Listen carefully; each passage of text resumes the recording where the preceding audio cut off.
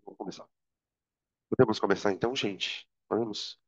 Então, na semana passada, a gente começou a trabalhar o conceito de trabalho e energia. Na semana passada, não, na semana passada, na segunda-feira, né? A gente trabalhou, começamos a desenvolver o conceito de trabalho e energia. E se não me engano, me confere, porque eu quero saber se é onde eu estou mesmo.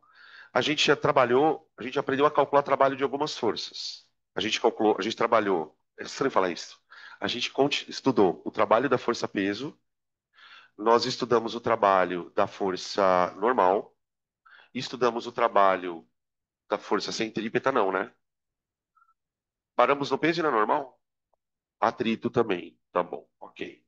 Fechou. Então a gente continua daqui.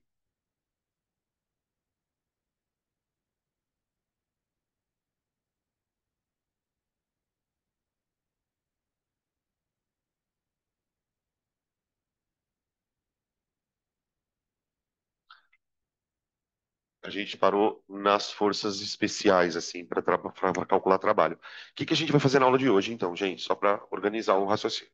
A gente vai terminar de discutir a questão do trabalho em si, né? Como calcular o trabalho, as particularidades. Aí, depois que a gente desenvolver o conceito de trabalho, a gente vai parar um pouquinho ele aqui e vai desenvolver o conceito de energia. Vamos fazer esse desenvolvimento. Aí depois eu vou pegar os dois conceitos e juntar, porque esse é o objetivo. É entender que é uma coisa que a gente já está construindo, né? Lembra na primeira aula que eu disse assim, olha, quando você empurra um corpo, quando você aplica uma força no corpo, esse corpo ele vai ganhar velocidade. E, portanto, se ele ganha velocidade, ele está ganhando energia.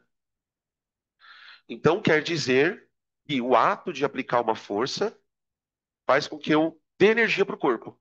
Essa energia que o corpo ganha, ela vem de mim, na hora que eu apliquei a força. Então, o trabalho, ele é uma transferência de energia. Se o trabalho é uma transferência de energia, a gente vai chegar num teorema para isso. Uma coisa que prova que o trabalho é equivalente a uma transferência de energia. Então, por enquanto, a gente está desenvolvendo o conceito de trabalho. Depois a gente vai desenvolver o de energia. Aí eu vou desenvolver o teorema com os dois, tá? Que é super importante. Bom, vamos falar de força centrípeta. Como é que eu calculo o trabalho de uma centrípeta?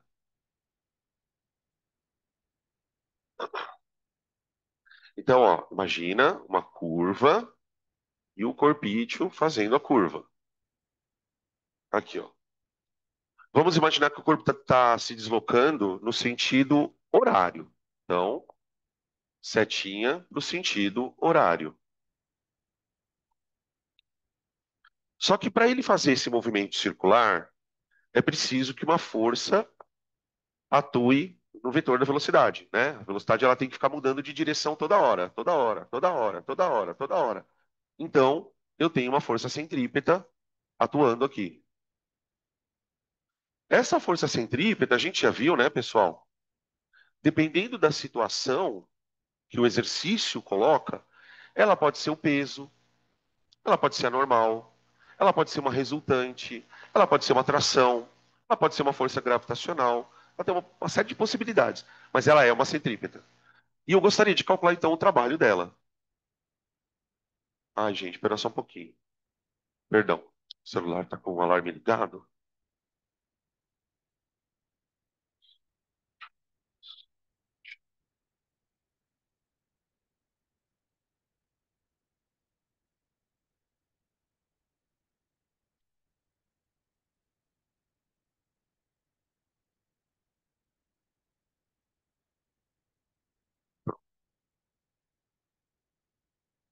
Tá ali, ó. Eu quero calcular o trabalho dessa força. Então vamos lá. Agora vem uma parte bem importante. Olha para o vetor velocidade e olha para o vetor da força. Para calcular o trabalho da força, eu faria força centrípeta vezes deslocamento vezes o cosseno de um certo ângulo. Agora, veja qual é a situação, gente. A força centrípeta ela tem uma direção. Qual que é a direção do deslocamento? Qual a direção do deslocamento, gente?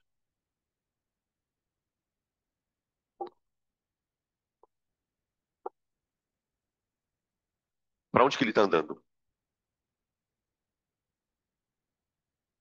Dá pra ter uma resposta objetiva para isso, tá? Não é assim para lá. Tem uma resposta objetiva. Para qual a direção do deslocamento? Essa é a pergunta.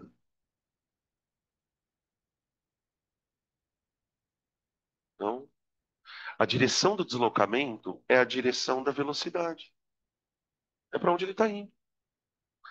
Uma das coisas que a velocidade, qual a função da velocidade, né? A velocidade tem duas funções. Dizer o quão rápido ele está andando e para onde ele está andando. Isso é direção do vetor. Então, a direção do deslocamento, vamos escrever aqui, ó, para vocês não esquecerem. A direção do deslocamento é a mesma da velocidade. Professor, mas ele não está fazendo uma curva, tá?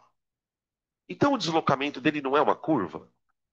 Então, veja bem, o deslocamento de um vetor, de um corpo não é uma curva. Por exemplo, se o corpo vier daqui para cá, vamos supor que ele venha daqui para cá, ó. Daqui, cá. Qual é o deslocamento dele? É um vetor daqui a aqui, ó. Isso é o deslocamento. Esse deslocamento, ele é um deslocamento que depende de um certo intervalo de tempo, não é? Então imagina o seguinte: daqui para cá ele demorou, sei lá, um segundo. Então o deslocamento em um segundo é esse aqui, não é? Tá. Aí imagina que se eu reduzir o intervalo de tempo de um segundo para meio segundo, ele venha para cá. Agora o meu vetor de deslocamento está aqui, não está? Se eu reduzir mais um pouco o intervalo de tempo, ele vai estar aqui, não vai? Vocês estão percebendo que quanto mais próximo de ΔT pequeno, quanto menor o intervalo de tempo que eu reduzo essa observação, mais próximo esse vetor se aproxima da velocidade? Então sempre põe na tua cabeça o seguinte: qual é a direção de um movimento? É a direção da velocidade. Se a velocidade está apontando para lá, o movimento está indo para lá. Se ela mudar daqui um segundo, aí é uma outra história. Então, o que faz um movimento ser circular? O que faz o movimento ser circular é a velocidade estar sempre se adequando a essa situação. Tudo bem? Por que eu estou tentando insistir nessa questão, gente? Porque eu preciso que vocês entendam que, neste caso aqui, o ângulo que a gente está falando, esse aqui, ó, ele é 90 graus. A força centrípeta, ela é uma força, independente de quem seja, a força centrípeta é uma força perpendicular ao deslocamento. Sempre. Tanto é que se eu quebrar a força centrípeta aqui, se eu desligar ela, para onde o corpo vai? Tá lá. Então, esse é o deslocamento dela. Isso significa, então, que o trabalho da força centrípeta vale zero, já que o cosseno de 90 é zero. Então, a força centrípeta, isso é uma coisa importante, ó. A força centrípeta nunca realiza trabalho no corpo. Nunca realiza trabalho sobre o corpo. O que isso quer dizer? O que isso quer dizer? Conecta o começo da aula com o que eu falei agora.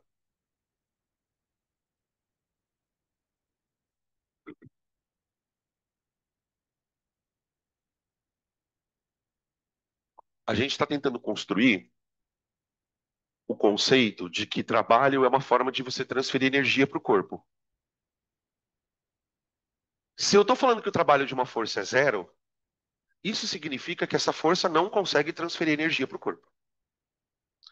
O fato de uma força ser centrípeta quer dizer que ela vai fazer o corpo andar em círculo, ok? Mas esse movimento não vai ter transferência de energia, tá? A gente vai mostrar isso depois em vários exemplos práticos do que eu estou falando, tá? Inclusive, isso aqui é tão bizarro, gente. Isso aqui tem a ver com o modelo atômico de Bohr, tá? Num momento oportuno, a gente vai fazer uma conexão disso aqui no modelo. Porque vocês lembram que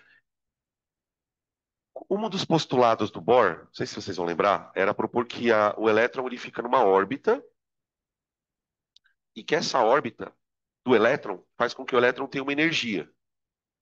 E essa energia seria constante. Isso é a primeira coisa que o Bohr fala, né? Para depois poder justificar aquela coisa de transição eletrônica. Lembra? Que ele vai subir para um nível mais alto e vai retornar para o nível mais baixo e depois emitir o fóton. Para construir aquele conceito, ele partiu de qual premissa? O elétron tem energia constante. E aí, no que ele se baseou para propor que o elétron tem energia constante? Ele se baseou numa ideia da mecânica, que falou assim: olha, imagina que o elétron está circulando ao redor do átomo, do núcleo, ok? Ele tem uma velocidade. Existe uma força centrípeta atraindo esse elétron para perto do núcleo? Existe. Que força é essa? Elétrica. Porque o elétron é negativo e o núcleo positivo, certo? Então, seria uma força atuando como centrípeta. Só que essa força, por ser uma força centrípeta, ela não faz trabalho. Então, ela não dá nem tira energia do elétron. O elétron estaria numa órbita com energia constante. Então, ele se baseia numa ideia da mecânica para fazer criar esse modelo, tá? Beleza. Deixa eu ver o que mais que eu preciso falar sobre ela. É isso. Então, ó, significa que essa força não varia a energia cinética do corpo. A energia cinética do corpo.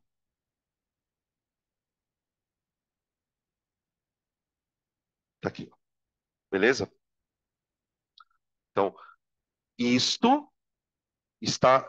Na verdade, assim, quando eu falo isso, gente, o que tá por trás dessa frase aqui, ó, é isso aqui, tá? Beleza? Quando a gente fala que uma força não faz trabalho, significa que ela não é capaz de variar a energia cinética de um corpo. De novo, mais uma vez, tá? Quando eu falo que uma força não faz trabalho, não quer dizer que ela não exista. Uma coisa é a força existir, outra coisa é ela ser capaz de alterar a energia de um corpo. Já falei para vocês, né? Quando eu tô aqui empurrando a lousa, ó, eu tô empurrando a lousa. Eu tô fazendo força? Tô. Ela existe? Existe. Mas eu estou fazendo o trabalho sobre a lousa? Não, porque eu não estou fazendo a lousa se movimentar. Entenderam essa distinção? Do que é uma força existir e do que é ela fazer ou não o trabalho? Tudo bem? Beleza. Feitas essas discussões, a gente já falou dos trabalhos das outras forças, então a gente vai para a parte 2 da discussão. Ah, não, antes disso eu quero falar uma coisa. Antes disso. Cuidado, cuidado. Isso aqui é meio que para encerrar o conceito de trabalho. Imagina o seguinte, gente. Imagina um corpo sob a ação de uma força resultante. Vamos colocar essa força aqui, resultante. Tá? Aqui já estão todas as forças somadas, tá bom? Peso, normal, blá, blá, todas as forças do corpo se resumiram nessa coisa aí. Tá. E esse corpo, ele está fazendo um deslocamento qualquer. Então, ó, o deslocamento, lembrando que o deslocamento é para onde está apontando a velocidade. Então, se a velocidade do corpo está ali, ó, super. E aqui tem um ângulo θ. Ok. Aí eu quero calcular o trabalho dessa força. Resultante. Força, resultante, vezes cosseno, vezes deslocamento, vezes o cosseno de θ. Só que o que acontece, gente? Você vai encontrar duas situações envolvendo trabalho. O cara te dá a força, te dá o deslocamento, te dá o cosseno lá, tal, e você faz uma conta literalmente matemática. Você pega os valores, coloca na forma. Só que às vezes, o que acontece? Essa força, ela pode variar ao longo do tempo. Por exemplo, imagina que isso aqui seja a força resultante sobre um carro de corrida.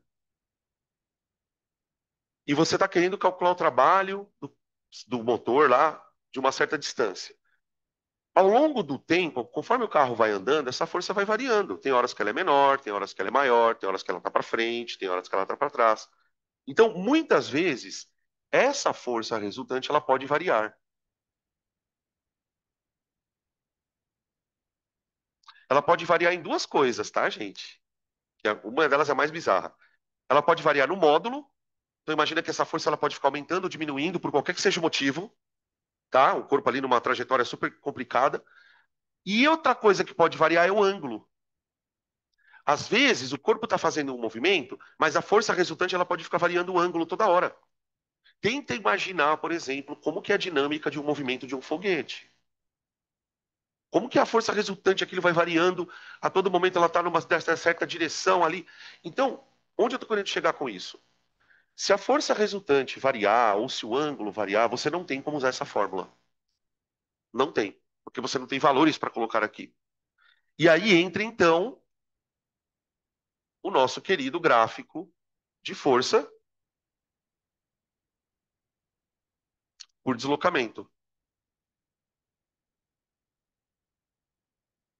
Porque qual que é o lance, né, gente? Se uma coisa varia, eu posso expressar a variação dela.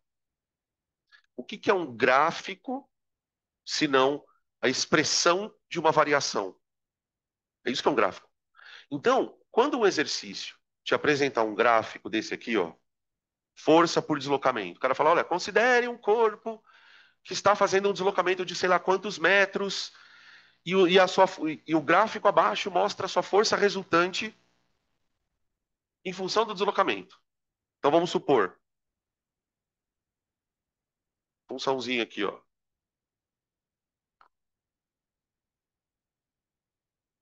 Imagina assim, ó.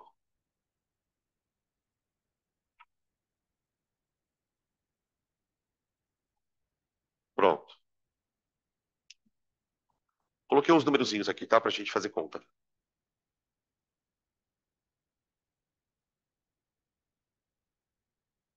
Ó,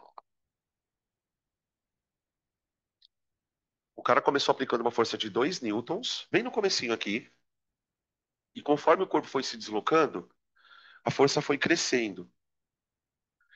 Conforme a força foi crescendo, bom, aí beleza. Aí quando ele chegou na posição 5 metros, a força que estava agindo nele já era 10 newtons. Tudo bem?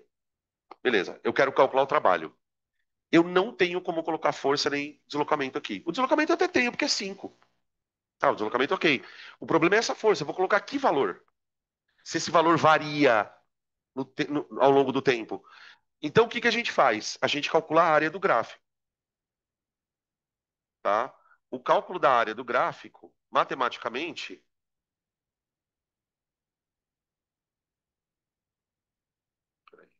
o cálculo da área, gente, ele vai te dar matematicamente essa conta aqui. Só que, quando você calcula a área, você está fazendo a conta com a força variando, tá? Você não está fazendo com uma força constante. Ao calcular a área, você está fazendo isso aqui, tá ok? Beleza?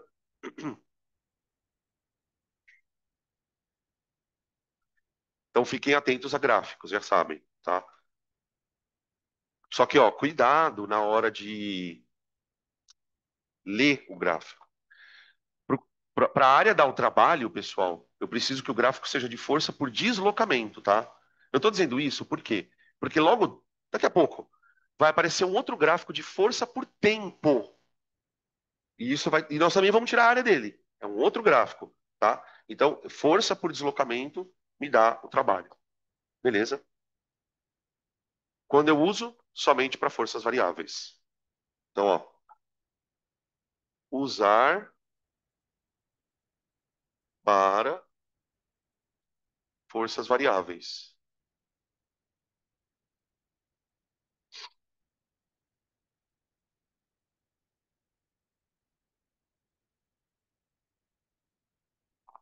Bom,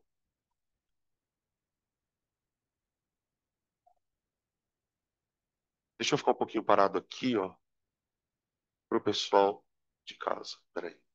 Aqui tá bom, gente? Tá desfocado ou é impressão minha? Não, né? Beleza? Então a gente discutiu a parte de trabalho, pelo menos por enquanto, a gente vai o suficiente. Depois eu vou ter que voltar com essa história do trabalho quando a gente for falar de potência, tá? Mas depois. Agora, a gente vai para a parte 2. Energia. Energia.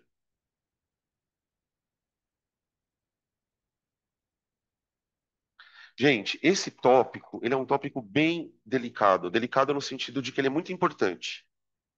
Porque ele envolve, acho que talvez o principal drama da humanidade. Se você parar para pensar, qual é o principal drama da humanidade? É a fome, é a energia. A questão é a energia. Porque tudo que a gente faz demanda energia. Então, esse tema, dentro da prova de Ciências da Natureza do Enem, ele é central. Então, é importante que vocês lembrem de alguns conceitos, e eu vou fazer algumas lembranças aqui. A gente faz isso um pouco na química, um pouco na física, tá? Lembrar muito que energia. Primeiro que assim, energia é uma coisa que a gente não consegue definir. Se você parar para pensar e falar, puta, o que que é energia, na verdade? A gente não tem uma definição palpável para ela. E quando eu falo a gente, eu estou dizendo a física inteira, tá? Esse tema ele é meio assim, as pessoas falam, mas sempre tem alguém que fala, não, isso não é uma definição. Então, o que eu vou falar aqui é uma forma da gente entender energia. Definir realmente é difícil. Se você olhar à sua volta e procurar energia, você vai encontrar ela se manifestando, sempre. Isso é uma característica muito interessante. A gente não consegue ver energia guardada. A gente fala, todo mundo aqui já estudou, a gente fala isso toda hora, sobre energia interna, energia potencial. Isso é uma energia que está guardada. Essa energia a gente não consegue ver.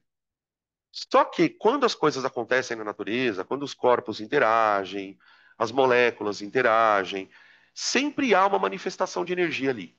Ou na forma de calor, ou na forma de luz, ou na forma de movimento. Então, essas energias a gente vê elas se manifestando. Só que elas vêm de algum lugar. Então, uma coisa muito importante que a gente meio que considera um postulado é que essa tal de energia, seja lá o que ela for, ela existe numa certa quantidade no universo. Seja lá quem criou, como isso aconteceu, existe uma quantidade fixa de energia. Essa quantidade ela é imutável ao longo do tempo. Então, a gente diz que essa energia ela se conserva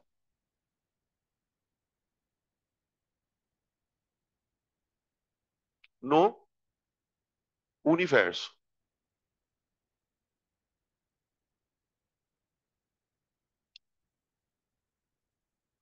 E o que que é universo para física?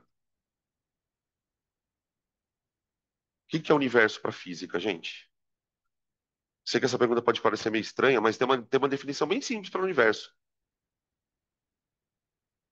O universo para física, gente, é a soma de duas coisas: sistema mais o que não é sistema. Vocês conseguem entender essa perspectiva para física? Qual o significado disso? Para uma pessoa que estuda ciência, ela tem um foco de estudo. Então vocês vão ser médicos. Então existe um foco ali. Aquilo, o que tiver além do seu foco é vizinhança. Então, por exemplo, eu estou estudando um carrinho numa montanha-russa. Carrinho numa montanha-russa é o meu sistema. O que está em volta é a vizinhança. Tudo isso está fora do sistema, tá? Então, se eu pegar a energia de um sistema e somar com a energia das vizinhanças, esse valor é constante. Olha o que eu vou escrever aqui, ó. Energia de um, do universo é igual à energia de um sistema mais a energia das suas vizinhanças.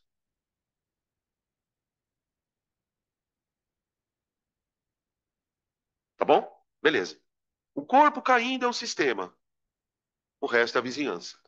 O que que a gente sabe que acontece? Porque isso são experiências até empíricas. A gente sabe que sistemas podem perder ou ganhar energia. Então, por exemplo, quando eu empurro. Vamos pegar um outro caso, vai. Pode ser. Quando eu empurro um carrinho, se eu considerar o carrinho como sendo um sistema, ele está ganhando energia. De quem está vindo essa energia? De mim, que sou a vizinhança. Vizinhança, todo o ar ali. Então, Toda vez que um sistema ganha energia, o que acontece com as vizinhanças? Ela perde. Porque veja, esse valor aqui não muda. Imagina que a energia do universo é 10, tá bom? Deus colocou 10 de energia no universo. E um sistema está usando 3. Quanto está espalhado no universo? 7. Aí, sei lá, aconteceu alguma coisa com esse sistema, ele ficou mais rápido, a energia dele foi para 5. O que acontece com a energia do universo? Nada. A energia do universo, foda-se. Nada. Mas a da vizinhança diminui. Isso é perceptível. Quando você estuda coisas pequenas, você percebe. Quando você põe fogo numa coisa, você percebe. Você percebe que quando você põe fogo num papel, tudo que fica em volta dele fica quente. Então, é um processo, gente. Ninguém consegue discutir isso, embora tenha gente tentando entender por que isso é assim, se isso ainda é, se isso de fato é assim, enfim, tem uma série de coisas aqui que não vem ao caso. Muito bem. Agora, vamos falar sobre o sistema. Existem tipos de sistemas, gente.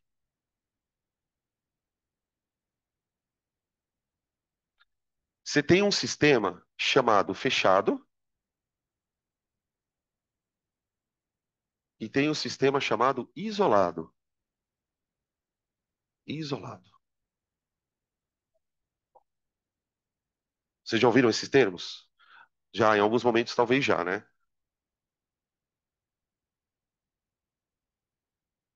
Qual a diferença deles? Alguém sabe? Vocês já ouviram essa discussão em algum lugar? É que geralmente essa discussão, vou fazer um parênteses aqui.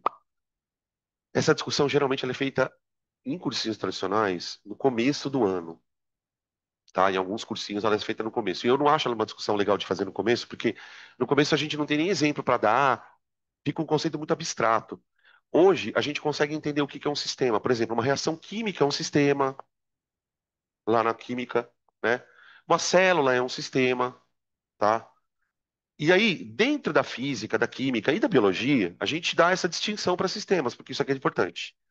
Um sistema que é chamado de fechado é um sistema que não troca matéria com o ambiente.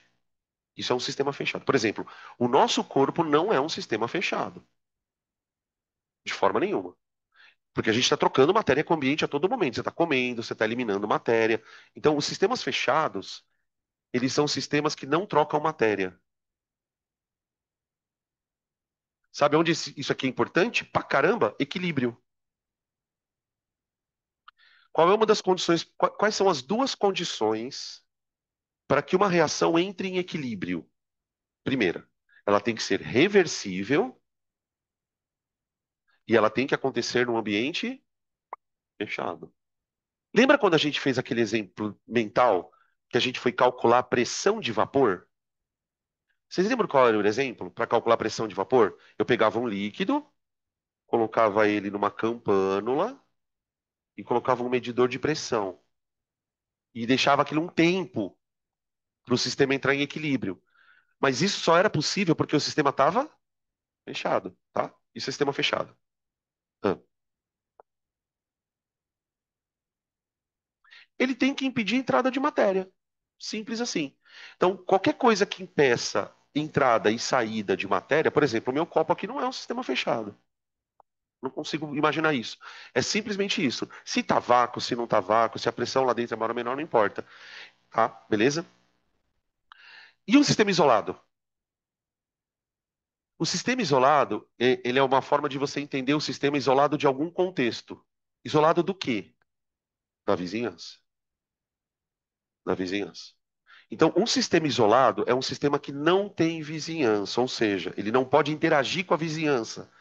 Mas interagir como, professor? Nem com matéria e nem com energia. Um sistema isolado, gente, não troca nem matéria, não troca matéria nem energia. Nem energia. Tá aqui, tá? Isso aqui é importante também para gente. Sistemas isolados são sistemas que não trocam nem matéria nem energia com o ambiente, tá? Isso é importante porque, se eu estou falando que o sistema é isolado, ou seja, ele não troca nem matéria nem energia, eu posso dizer que o sistema tem energia o quê? Constante. Isso é muito importante. Daí sai o conceito de sistema conservativo, que a gente ouve aqui, tá? Para a gente poder entender o que é um sistema conservativo, eu preciso entender o que é um sistema isolado, tá? Se eu isolo o sistema, imagina, tenta imaginar uma situação menos abstrata, vai, vamos lá. Imagina uma garrafa térmica que você põe um, sei lá, um café ali que está a 82 graus e ele fica 82 graus para sempre. Isso não é possível, tá? Vamos lá. Isso não é possível. Mas imagina se isso fosse. Isso seria um sistema isolado. Imagina, você consegue imaginar um corpo se mantendo com a mesma temperatura para sempre? Isso é impossível, a não ser que ele esteja produzindo energia ali.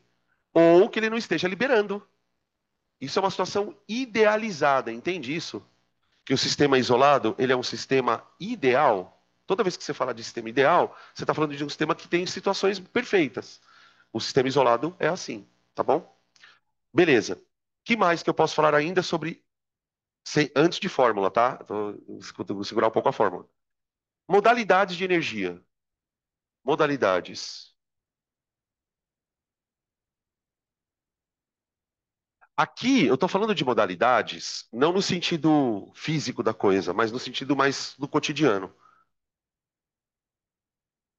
Porque para a física mesmo não tem modalidade de energia. É energia, energia é energia. A gente ainda estuda ela em cinética, potencial, né? Mas a modalidade que eu estou me referindo aqui é o que você observa no seu dia a dia. Então, a gente observa a energia de várias maneiras. Vamos começar com as mais palpáveis, né? Luz.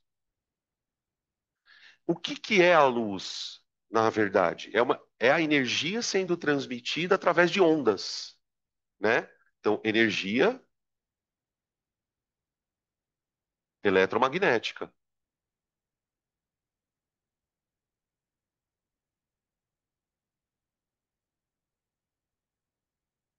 tá?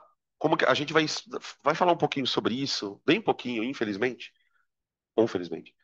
Como que eu produzo luz? Essencialmente, você precisa, primeiro, para você construir luz, você precisa ter dois campos, o elétrico e o magnético. É daí que vem o termo eletromagnético. E esse campo, ele precisa variar ao longo do tempo. Depois a gente vai aprender, quando for estudar eletricidade e eletromagnetismo, que eu consigo calcular o campo elétrico numa região. Eu consigo calcular o campo elétrico aqui, eu consigo calcular o campo magnético aqui. Só que a gente calcula o valor. Se eu conseguir fazer com que esse valor aumente e diminua, aumente e diminua, aumente e diminua, ininterruptamente, isso cria luz. É um negócio bizarro. Só que para isso eu preciso de energia, tá? Outra forma de energia, calor. Qual que é a diferença de calor e luz? Energia térmica. Mas o que é a energia térmica em termos microscópicos? É uma energia que está associada à agitação molecular, né? Lembra que lá na termologia, a gente, na primeira aula do assunto, a gente fez uma distinção do que é calor e o que é temperatura. Então, o calor, ele é uma forma da gente observar a energia também sendo transferida. Ele é transferida a partir de corpos de temperaturas diferentes, tal, por agitação molecular, tá? Que mais que eu consigo pensar? Tem a energia elétrica.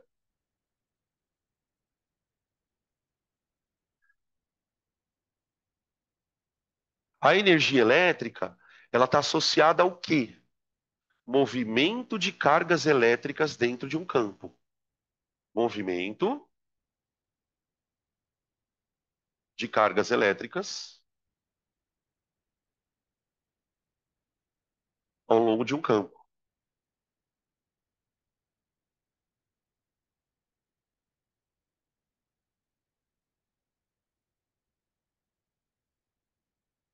Que mais? Bom, a gente pode colocar nuclear. Vamos colocar química primeiro? Aqui nós vamos fazer uma distinção que eu acho que vai ser importante. Ó, tem uma distinçãozinha para que é importante que vocês saibam para as provas, que é a distinção de energia química e nuclear. Porque você fala assim, ah, mas Danilo, a nuclear também não é química? É, porque ela está associada à estrutura do átomo. Mas a gente faz essa distinção por quê? Quando eu falo de energia química, eu estou falando, por exemplo, da energia liberada na queima de um combustível, na produção de uma reação. A própria reação que a gente faz nas nossas células, a respiração celular, ela vai transformar a energia química em alguma coisa, não vai? Então, essa energia química que a gente fala, ela está associada às interações entre os átomos. A gente estava estudando lá na termoquímica que as energias têm ligação, não tem? Então, existe, a gente pode dizer de uma maneira é, relativamente precisa que a energia química, ela é o meu de novo? Uai, mas será que eu não.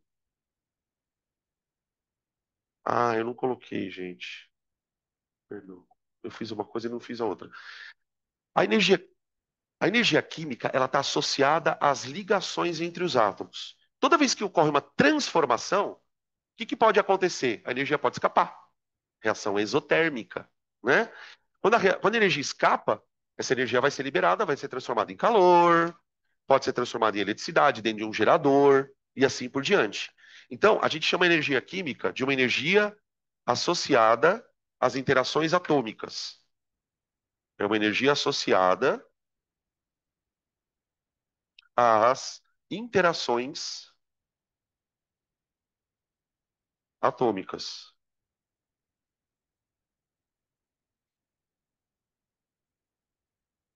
E a nuclear?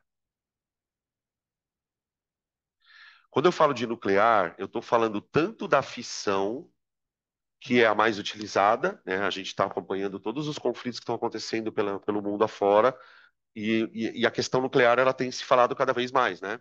Por uma série de situações aí.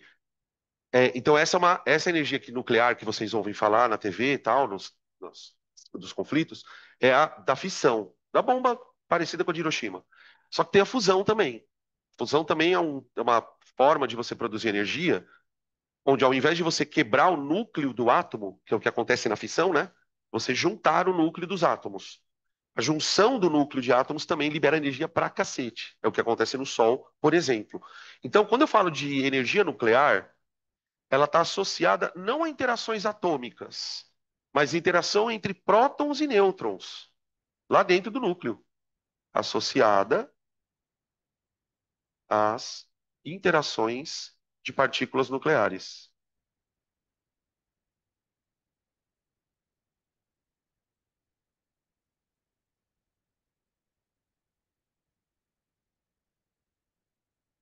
Pronto.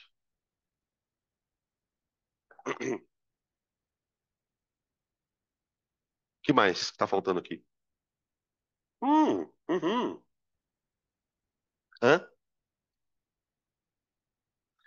Então, vamos lá. Eu tô pensando nas manifestas ainda, tá? Então, elástica eu ainda não vou entrar, porque ela entra na potencial. Mas a cinética, sim. A coisa que a gente mais vê na nossa vida é coisa se mexendo. Então, o movimento também tem uma energia associada a ele, a energia cinética.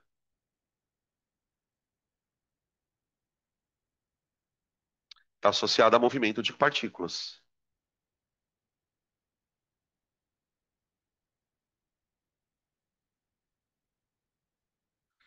Olha só, espera só um pouquinho.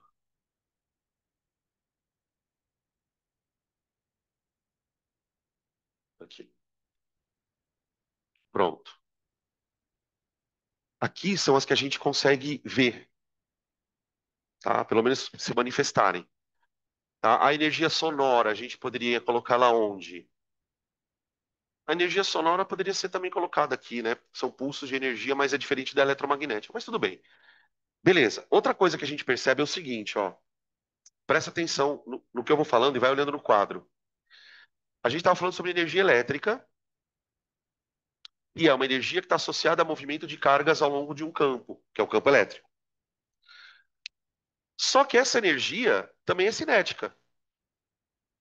Ela também é cinética, beleza? E aí o que é que acontece quando as partículas começam a se movimentar dentro do fio? Começa a acontecer atrito. O atrito gera o quê? Calor.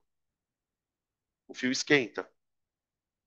Se o fio esquentar demais, o que pode acontecer com ele? Começar a ficar incandescente. Deu para entender o lance? Ou seja, o que a gente está percebendo aqui? Que essas energias se transformam. Embora a energia do universo seja constante, essas energias, no momento que elas são trocadas de um sistema para a vizinhança, da vizinhança para o sistema, há uma mudança. Há uma mudança.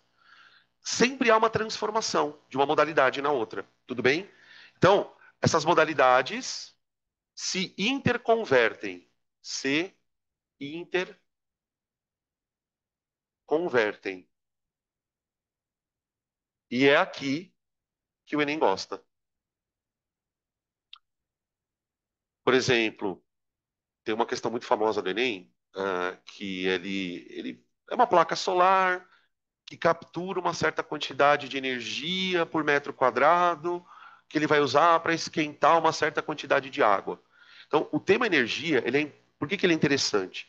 Porque eu consigo misturar termologia com energia cinética, eu consigo misturar eletricidade, eu posso fazer qualquer coisa aqui. Então, primeiro, energia se conserva dentro do universo e dentro de um sistema isolado. Segundo, elas podem se converter. Agora, para a mecânica, vamos para a mecânica. Qual é a mais foda das fodas aqui? Qual é a mais importante? Essa aqui.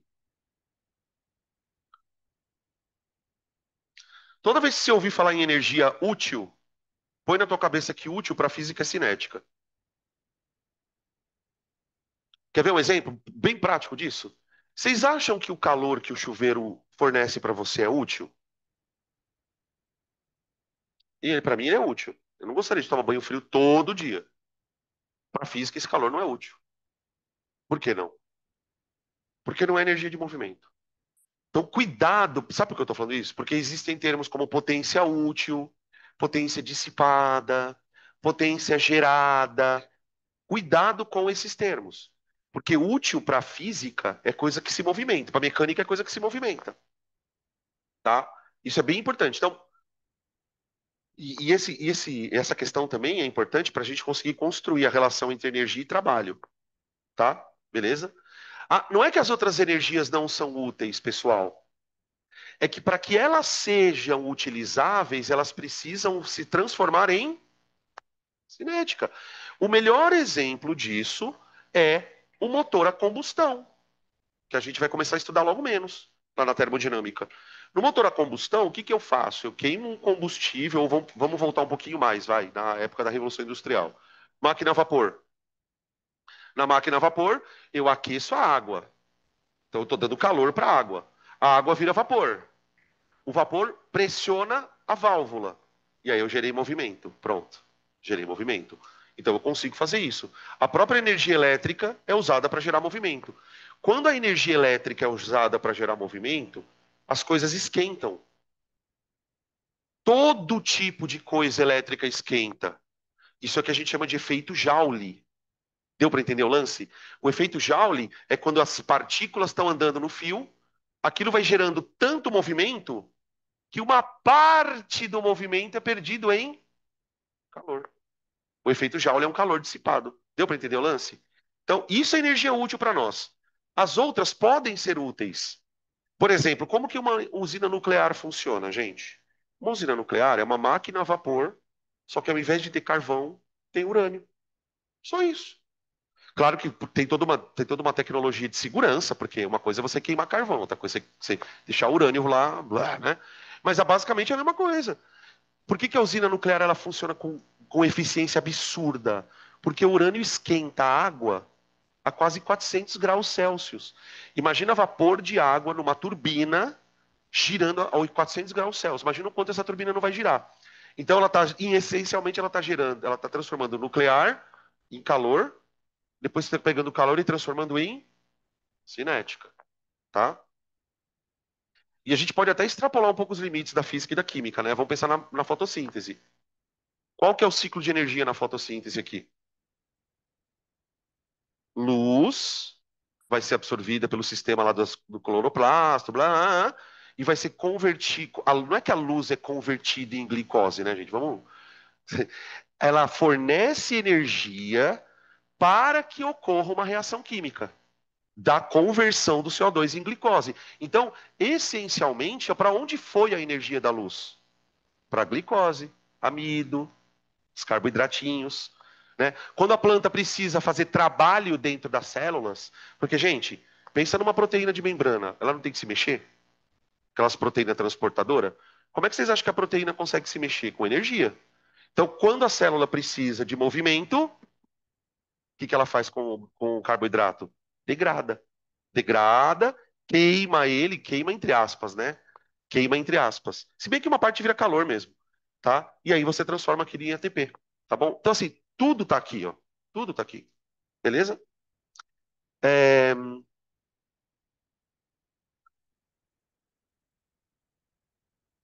E a energia que a gente não vê, onde ela tá?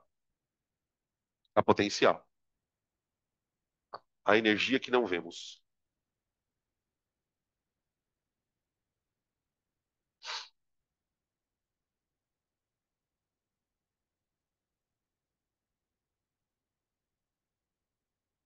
É a potencial.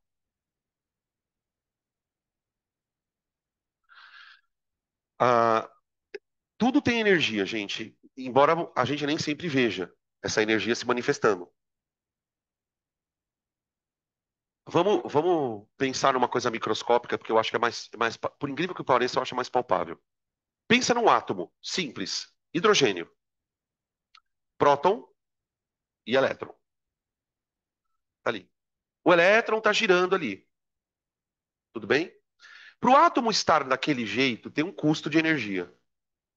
Para uma carga positiva estar girando em torno de uma negativa, significa que esse sistema ele tem uma energia própria.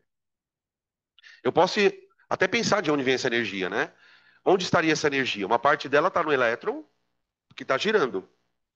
Mas tem uma outra parte que está associada à interação entre próton e elétron, que é uma energia potencial. É uma energia que está simplesmente ali guardada. Se ela é potencial, ela pode se tornar útil. Então, por exemplo, eu posso chamar a energia nuclear de potencial? Posso, posso. Ela está lá no núcleo. Enquanto você não fizer a fissão, ela não vai virar calor, que não vai esquentar a água, que não vai girar a turbina. Mesma coisa com carvão. Carvão está lá. A energia do carvão está lá. Se você não queimar o carvão, ele não vai gerar calor. E assim vai. Tudo bem? Então, existe uma energia que está armazenada. Ela está armazenada, primeiro, ela pode se tornar cinética. Pode se tornar cinética. Tá? Essa é a primeira coisa. É, Para que ela se torne cinética, é preciso que alguma coisa aconteça. Então, por exemplo, vamos para o caso palpável. Eu estou com o corpo aqui suspenso. Eu sei que ele tem energia, potencial. Só que para essa energia virar cinética, eu preciso soltar o corpo. Por que que quando eu solto o corpo, a energia potencial vira cinética? Porque tem uma força, que é o peso, né? Que está puxando ele para baixo. Se essa força começa a puxar ele para baixo, o que que ela começa a fazer com ele? Trabalho, trabalho. Para você fazer uma potencial virar cinética, você precisa que uma força realize trabalho no corpo. Ou, em outras palavras, mais simples, esse corpo precisa andar, velho. Não adianta ele ficar parado aqui. Você está parado aqui, você está com potencial. Para você transformar esse potencial em coisa útil, você precisa andar. Você precisa de uma força de fazer isto. Porque, veja, eu estou segurando o corpo aqui. O fato de eu estar segurando o corpo aqui, deixou desse corpo ter peso? Não. Só que enquanto eu estiver segurando o corpo aqui, o peso não faz trabalho. O corpo não consegue se mexer. A hora que eu tiro o apoio, tiro o apoio. O que você está enxergando agora? O peso puxando ele para baixo. Na hora que o peso começa a puxar ele para baixo, ele começa a transformar isso Cinética. Ai, droga. Pode se tornar cinética. A transformação depende. Oh, meu Deus. A transformação depende da realização de trabalho. Da realização de. Opa, realização de trabalho. De uma força. Que força? Qualquer uma. Tá? Por exemplo, né? Vamos voltar para o campo elétrico. O campo elétrico é um tipo de, vamos dizer, de campo. O campo elétrico é um. Vocês escutaram isso? Peraí.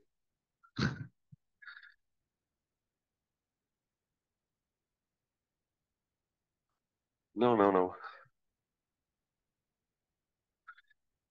Então, voltando. O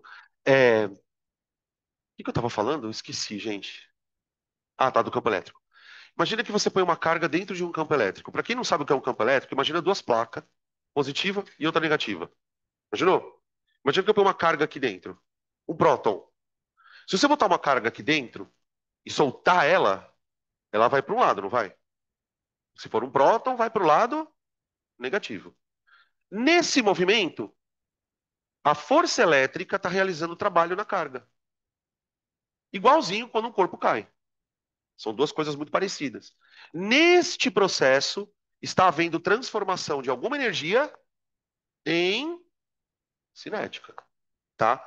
Então a gente tem vários exemplos disso aqui acontecer. A potencial pode virar cinética. E a cinética pode virar potencial? Pode. Pode sim, tá? A energia cinética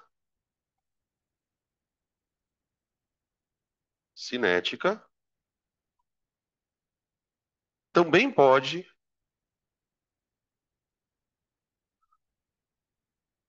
se transformar em potencial.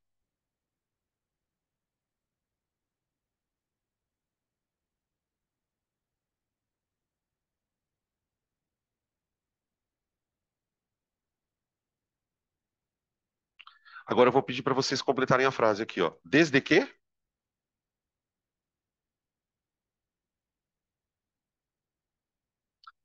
toda transformação de energia vai precisar de trabalho, gente. No primeiro caso, ó, aqui eu escrevi, a energia potencial pode se transformar em cinética, a transformação depende da realização de trabalho de uma força. Então, quer dizer, para você transformar isso nisso, você precisa de uma força fazendo o trabalho. O contrário também. Se eu quiser transformar cinética em potencial, eu preciso de um trabalho, tá? De uma outra força. Desde que ocorra trabalho de uma força.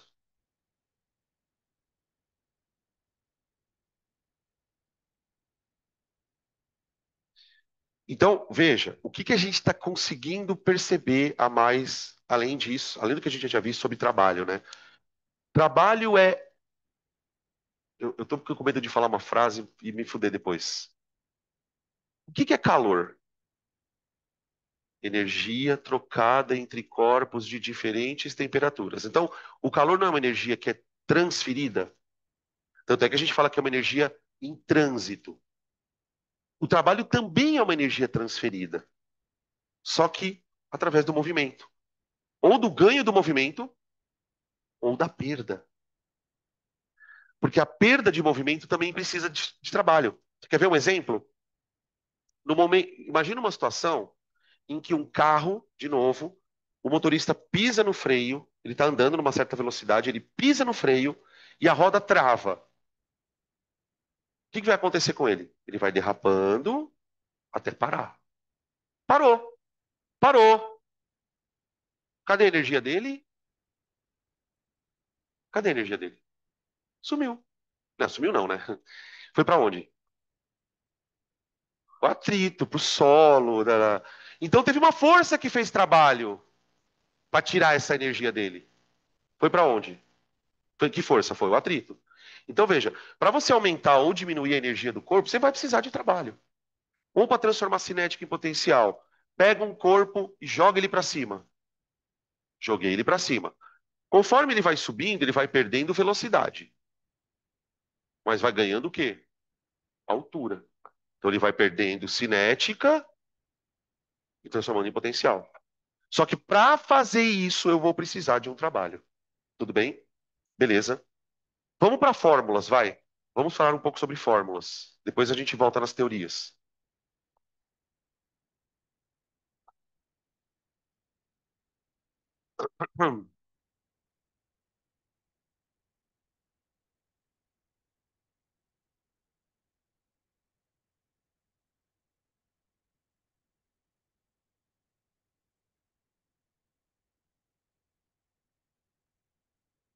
Gente, vamos lá. Eu quero discutir umas coisinhas dentro da fórmula, tá? Olha só.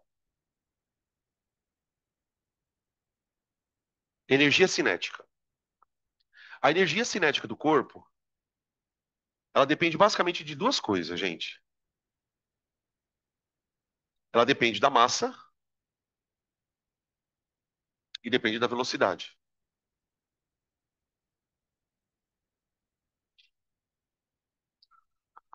tá?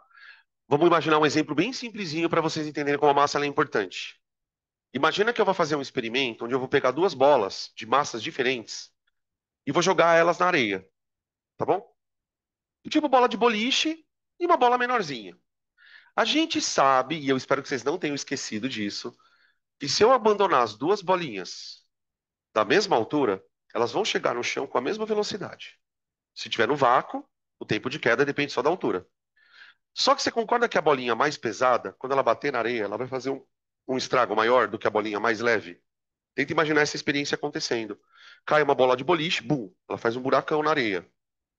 Cai uma bolinha pequenininha, pum, ela faz um buraquinho na areia e pronto, acabou. Então, a massa interfere na energia do corpo. Eu estou dizendo isso por quê? Porque quando a bola cai no chão, toda aquela energia que a bola tinha se dissipa pro terreno. Por isso que faz um buraco. Aquilo é uma energia que vai dissipar pelo chão. Então, a massa e a velocidade interferem. Essa energia, gente, ela nunca dá negativa. Ela nunca dá negativa. Tá aqui, ó. Tá? Ela não dá negativa por duas razões. Primeiro, porque a massa nunca é negativa.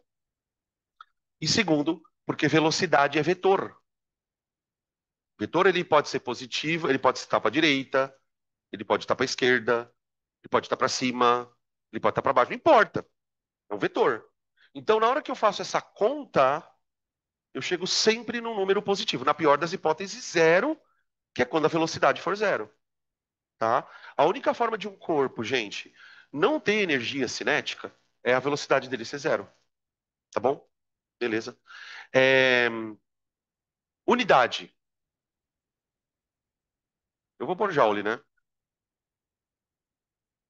Tá? É a mesma unidade de trabalho. Quilograma vezes metro quadrado por segundo ao quadrado, que é o joule. Tá?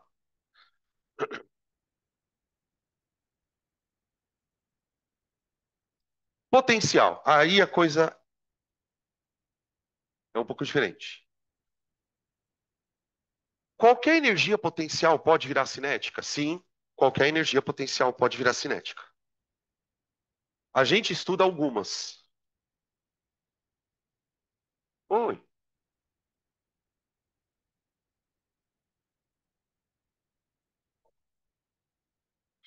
Não, não tem. Porque o trabalho já é a própria transferência de energia. É isso mesmo, potencial. Quando a gente, uma coisa que é importante a gente sempre pensar, toda vez que eu chego à conclusão de que dois conceitos têm a mesma unidade, significa que eles são a mesma coisa.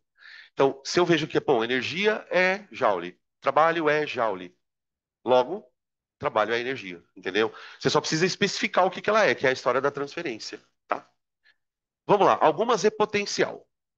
Vamos começar com a hipotencial mais comum, que é a potencial gravitacional.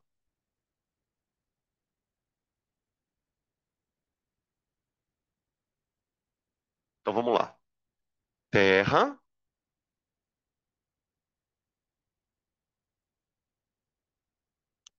A Terra é um corpo que, por si só, pela sua própria existência, pelo fato dela ter massa, sobretudo pelo fato dela ter massa, ela cria em volta dela um campo gravitacional. Gente, campo é a melhor maneira que a física inventou, não que a física inventou, é a melhor maneira que a física inventou para discutir coisas que se movimentam. Porque o que a gente sabe, por exemplo? A gente sabe que se você colocar um corpo aqui parado, se esse corpo não tiver em movimento, e você soltar esse corpo, ele vai cair, por causa da força-peso. Que essa força vai fazer com ele? Ela vai fazer o corpo cair, e na medida em que ele vai caindo, ele vai ganhando velocidade. Uma vez que ele vai ganhando velocidade, ele está ganhando energia. Então, nesse processo, existe o simples fato do corpo estar aqui, deu para ele uma energia. Você põe o corpo aqui, pum, pôs ele aqui, você deu energia para ele. O simples fato de você colocar um corpo dentro. Você, quando eu falo você, não é você, entendeu? O simples fato de existir um corpo em volta da Terra já dá para esse corpo uma energia, tá? Eu vou escrever isso aqui, ó. A presença do corpo no campo gravitacional, a presença do corpo no campo gravitacional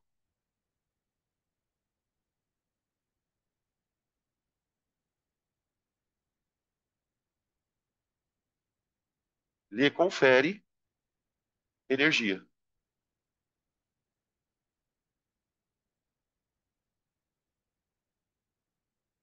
Energia. Essa energia chama-se energia potencial gravitacional.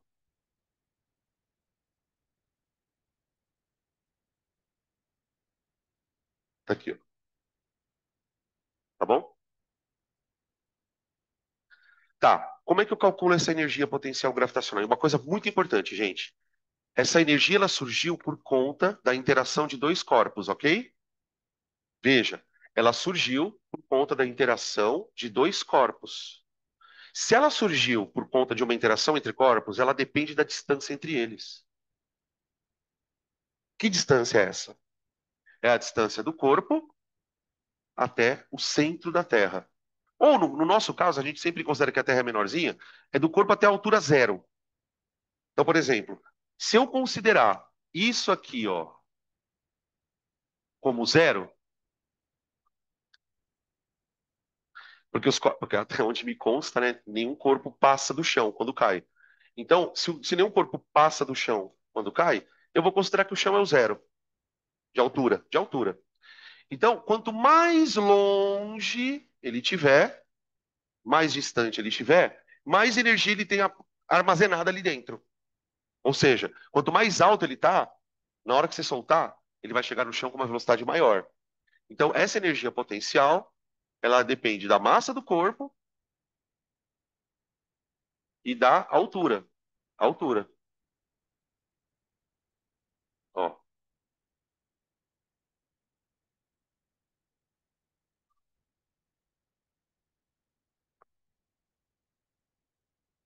tá bom? Beleza? Ó, aqui tem massa, aqui tem massa. As duas em quilogramas, tá, gente?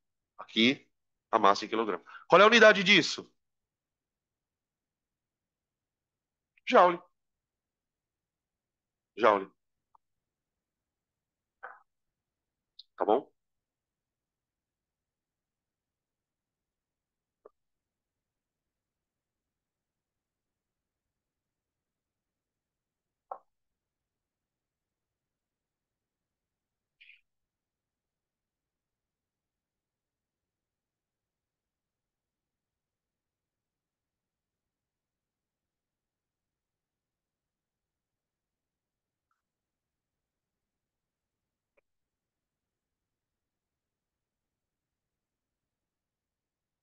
E aí, até aqui tudo bem, gente? Perguntas? Tô dando um tempinho pra vocês respirarem aí, vai.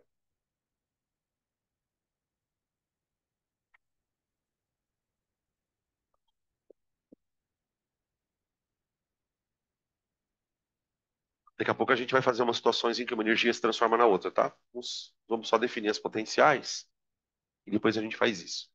Uma outra maneira da gente trabalhar com energia potencial, gente, é na deformação de molas. Deformação de molas,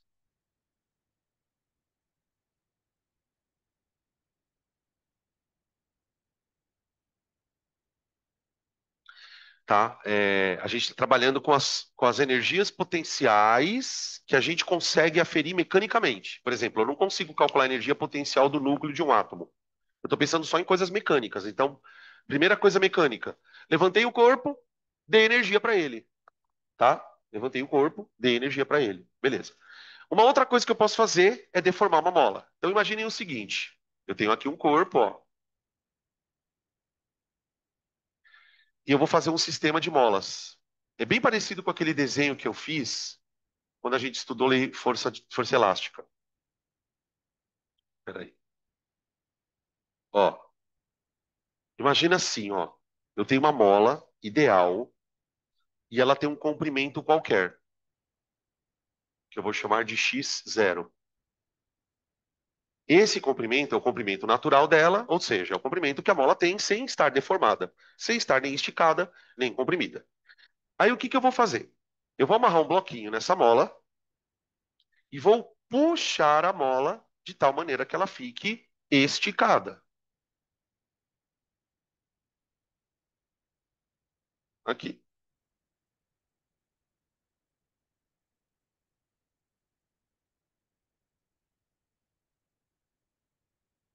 tá aqui, massa M. Estou segurando o bloquinho. Segurando, segurando, segurando, segurando. Tá. Se eu soltar este bloquinho, ele vai começar a andar.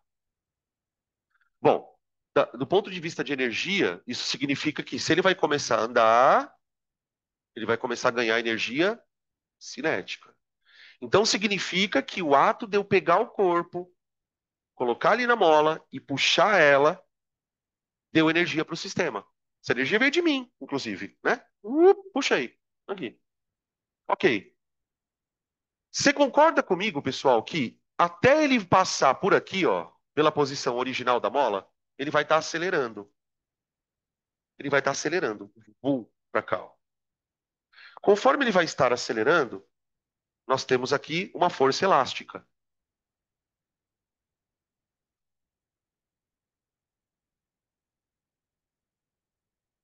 tá? Detalhe, hein? Observação. A força elástica é variável.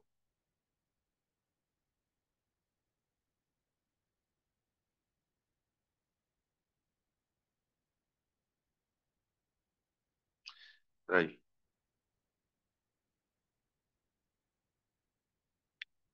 Ó,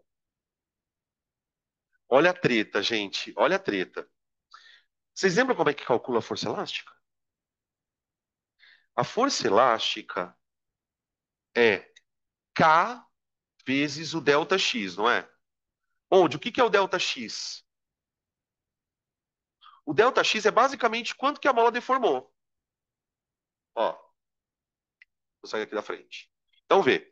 Quando eu estiquei a mola até uma certa posição aqui, eu deformei a mola um delta X. Com esse delta X, essa mola está com uma força elástica. Na hora que eu soltar o corpo, essa força vai puxar ele para lá, não vai? O que que ela vai estar fazendo no corpo? Trabalho. Ela está fazendo trabalho. Gente, força faz trabalho, tá? Trabalho. E aí ele vai dar energia cinética para o corpo. Só que olha a merda. Quanto mais próximo ele está da origem, menor é a deformação. Então a força varia. Então como é que eu vou calcular o trabalho dessa merda? Vai ser por gráfico, tá? Cuidado com isso. Por enquanto, eu só quero calcular a energia potencial da armazenada. Eu quero só calcular isso aqui. Então vamos lá. A energia potencial armazenada aqui, gente, ela vai ser. Bom, ela vai depender do quê? Do que vocês acham que ela depende? Ela vai depender do quanto você deforma, da deformação.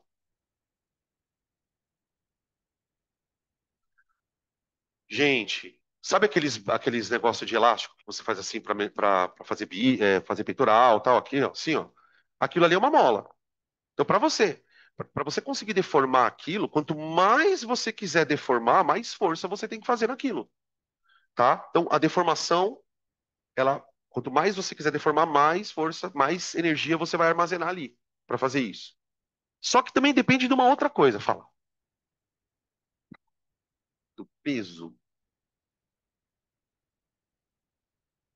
Não, não, não. É porque, veja bem, tenta imaginar essa situação na vida real. Faz diferença ter uma massa aqui ou não? Eu posso ter puxado a mola só,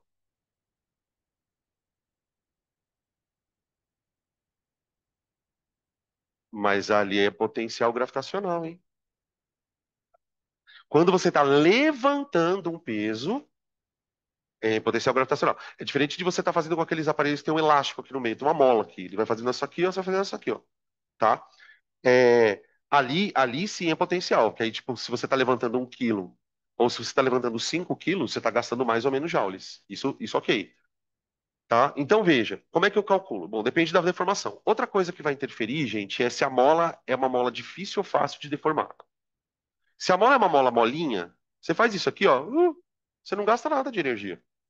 Agora, se a mola é uma mola muito dura, você conseguir deformar tipo 1 centímetro, você vai fazer mais energia, vai gastar mais energia.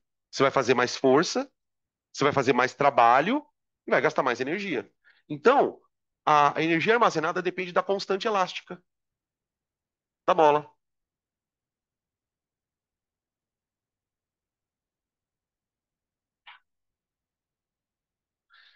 Ó, vê se vocês conseguem responder rápido essa. Eu estava escrevendo e me veio. Quem armazena mais energia por centímetro? Uma mola mole ou uma mola dura? Dura. A pergunta é a seguinte, ó. Quem armazena mais energia por centímetro? Uma mola mole ou uma mola dura? Uma mola dura. Porque para você deformar uma mola dura, você vai ter que gastar mais energia, tá? Então, resumindo, a energia potencial é igual a kx quadrado, k delta x quadrado, dividido por 2. Tá aí, ó. K delta x quadrado dividido por 2. Ou kx, né? Se você usar só o x como deformação.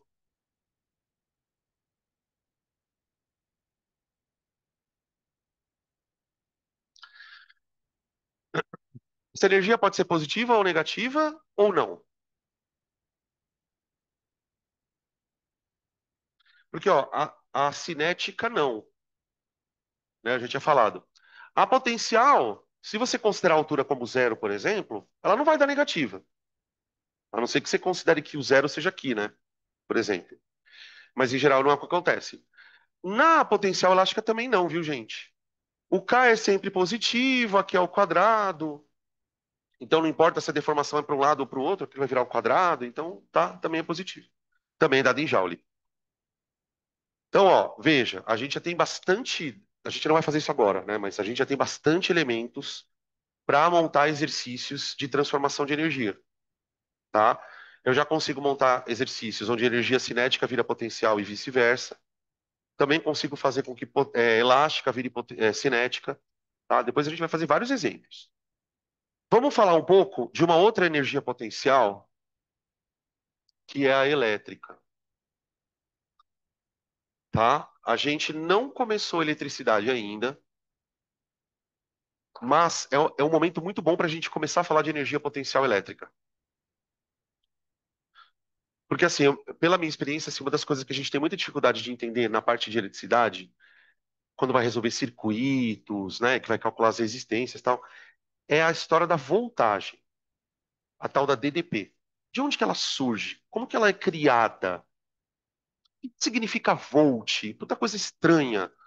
A corrente a gente até entende um pouco, porque É mais fácil você criar uma abstração de corrente, mas DDP realmente é difícil de entender. Para entender DDP, o primeiro passo é entender energia potencial elétrica, tá? E pote elétrica. Vamos lá. Eu vou, para a gente poder entender a história da energia potencial, eu vou voltar um pouquinho na gravidade. O campo gravitacional, ele dá energia para um corpo se você colocar esse corpo ali dentro dele. Então, quer dizer, na hora que eu coloquei o corpo aqui, pelo fato da Terra estar criando um campo, esse corpo vai ser puxado. E nesse processo de puxar, a energia potencial ela vai virando cinética. No campo elétrico também acontece isso. Imagina o seguinte: imagina agora que ao invés da Terra, eu tenho uma carga positiva, um próton. E imagina que em vez da Lua, eu tenho aqui um elétron. E os dois estão separados a uma distância x, ou d, ou h, ou r, o que você quiser. Tá ali. Beleza? O que aconteceria se eu soltasse o elétron aqui? Suponha que o próton tivesse parado, tá? O próton é grandão, lá paradão. Solta o elétron, ele vai cair, não é? Agora, pelo amor de Deus, me diz qual a diferença disso para aquilo. Nenhuma. Zero. A única, para não dizer que zero, vai. A única diferença é que o que está provocando a atração entre os dois aqui? Massa. A gravidade ela é consequência da massa. O que está atraindo os dois aqui? Carga. Entenderam qual a diferença? Só isso. É o que gerou a atração. Então existe aqui uma energia potencial elétrica. EPOT. Elétrica. Do que vocês acham que ela depende? Ela vai depender da distância, vai depender das cargas. Ela vai depender das cargas. Sim, tá? A energia potencial elétrica, gente, ela é calculada assim, ó.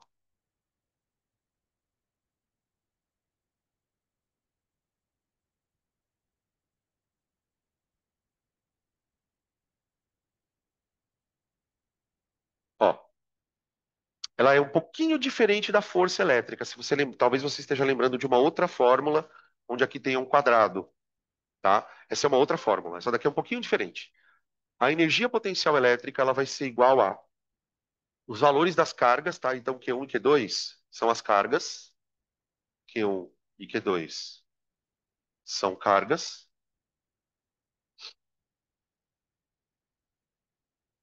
K, tá vendo que apareceu um K ali? Obviamente esse K não tem nada a ver com a constante elástica. Esse K ele é chamado de constante elétrica. É um valor que depende do meio, tá? E D, a distância.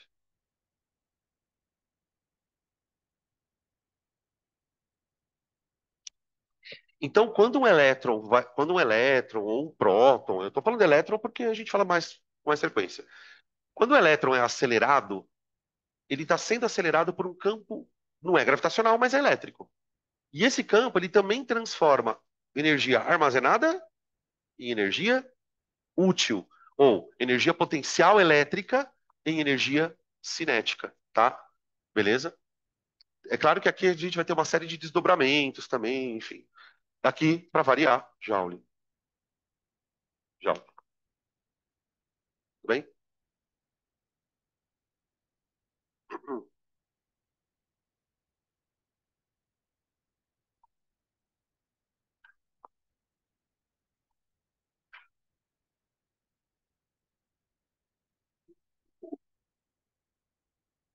Vamos começar a fazer algumas continhas, mas ainda não na apostila, tá, gente? Vamos trabalhar um pouco em cima de exemplos. Oi. Varia dependendo do meio. É que se for vácuo é sempre o mesmo valor, que é o que a gente usa só, né? O 9, o famoso 9 10 a nona lá, tá? Mas ele sempre dá. Eu nunca vi, acho que eu nunca vi nenhum exercício que não fosse 9 10 a nona, viu? Acho que é por isso que a gente pensa que ele também é constante. Ahn, relação entre trabalho e as energias. Energias.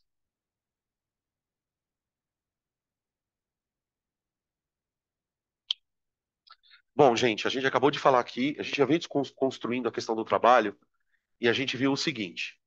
Ahn, primeiro, trabalho é uma maneira de eu variar a energia cinética de um corpo. Para isso, eu preciso fazer o corpo andar e aplicar nele uma força. Se o corpo tiver força, se o corpo estiver andando e essa força fizer trabalho, né? A energia cinética muda. Só que a gente também descobriu que essa mudança da energia cinética, ela é, na verdade, resultado de uma transformação de energias. O corpo, quando ele está sofrendo o trabalho de uma força, por exemplo, quando o corpo sofre trabalho de uma força elétrica, quando o corpo sofre trabalho de uma força elástica, quando o corpo sofre trabalho de uma força da gravidade ou o peso, ele está sempre trocando a energia. Ele está trocando uma energia por outra. A energia potencial e a energia cinética. Certo? Esse tipo de transformação é importante. Por quê? Porque ele diz respeito ao que a gente chama de sistema conservativo. Sistema conservativo.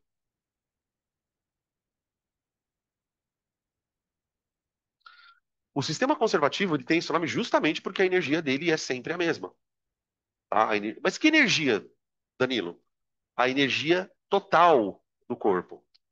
Essa energia total, ela é chamada de energia mecânica. Pensa assim, ó, o corpo está aqui em cima, parado, energia potencial, tudo bem?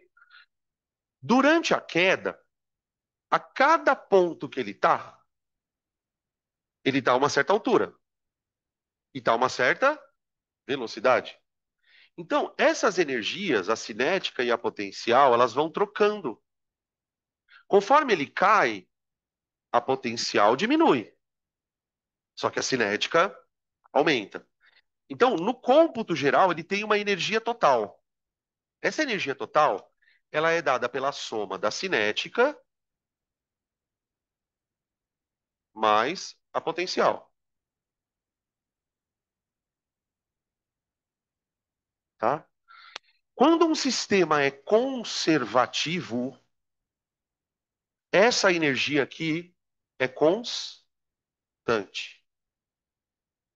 O que que significa isso? Não muda, mas tem uma coisa por trás disso, que é a energia é conservada. Isso significa que não tem perda. Por exemplo, tem atrito ou não tem atrito? Não, não pode ter. Aí é que tá. É onde eu quero chegar, pessoal. Isso aqui você já sabe. Mas como que no exercício você vai se ligar disso? Por exemplo, o que vai determinar se o sistema é ou não conservativo é a ausência de atrito. Então, tem situações que o cara fala assim: considere o atrito. Aí o aluno esquece que isso aqui não é mais verdade. Aí dá merda.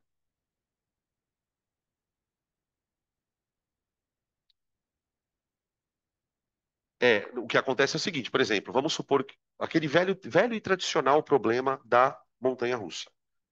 O cara vem descendo, imagina a situação, ó, ele vai descendo. Só que durante a descida não tem atrito. Quando ele chega no ponto mais baixo e vai deslizar, na parte que ele desliza tem atrito. Então ele vai parando. Tsh, parou ali. Para onde foi a energia cinética? Foi embora. Virou calor. O trabalho do atrito tirou. Entendeu? Então, quer dizer, se tem alguma força e tira a energia do sistema, aí o sistema não é mais conservativo. Então, aqui, ó, lembrete, ausência de atrito.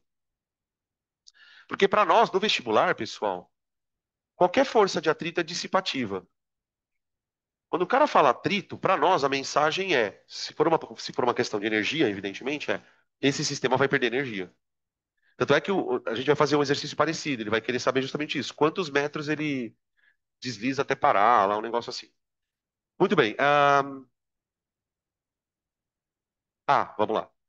Partindo da premissa que o sistema é conservativo, então essas energias elas podem se interconverter, como eu falei ali no outro caso, certo? Então nós temos duas possibilidades aqui. Nós temos duas possibilidades. Você pode ter energia cinética se transformando em energia potencial, ou vice-versa,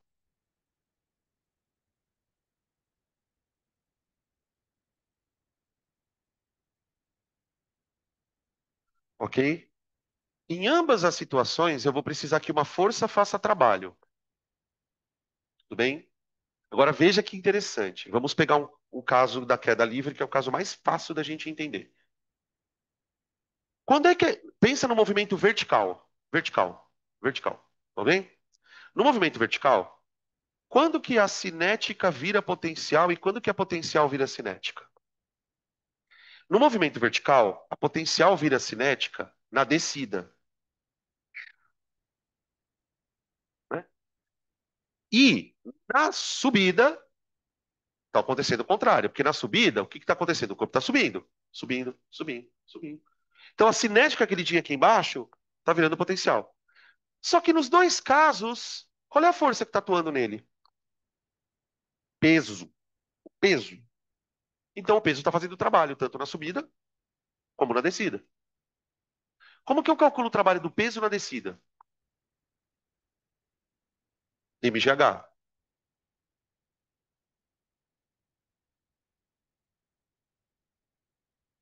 mgh, que é o trabalho do peso na descida. Na descida, toda a altura está se transformando em movimento, tá? Na subida, eu tenho o trabalho do peso na subida. Aqui.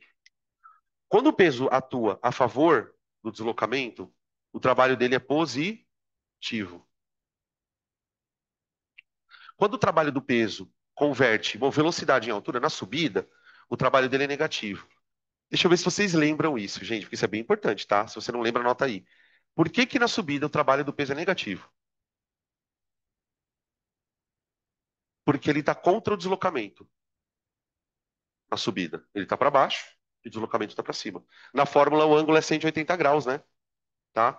Beleza? Então, isso aqui é um exemplo de uma força que pode converter potencial em cinética e cinética em potencial. Para um sistema ser conservativo, pessoal, ele tem que funcionar desse jeito aqui, ó.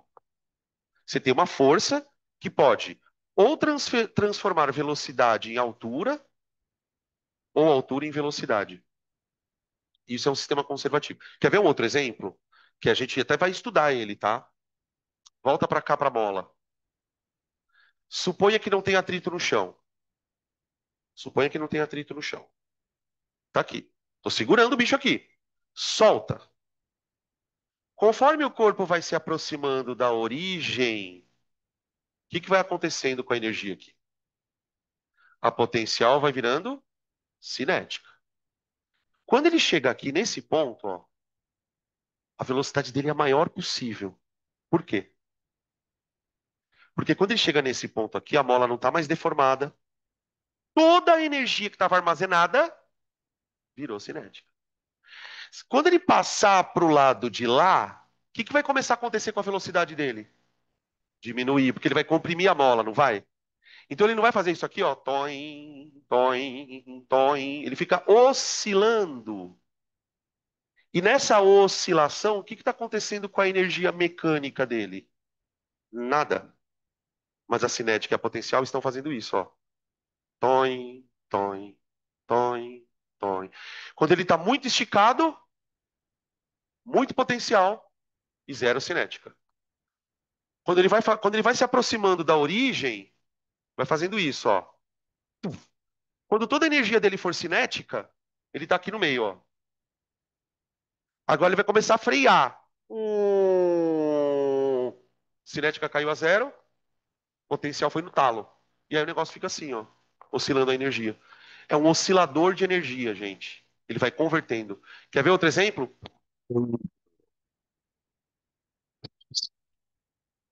Quer ver um outro exemplo?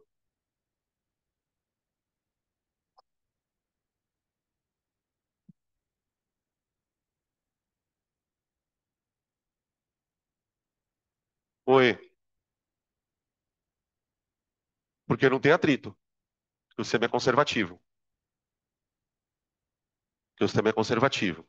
Quer ver, ó, um exemplo legal para a gente expandir um pouquinho a coisa é o exemplo do pêndulo. O pêndulo, gente, e a mola, esse sistema de pêndulo e o sistema de mola, eles são estudados em dois momentos na física, tá? Um dos momentos é onde a gente avalia a energia do sistema. Então, no caso do pêndulo, como que a coisa funciona? Você tem lá um barbantinho, você tem um corpo, tá?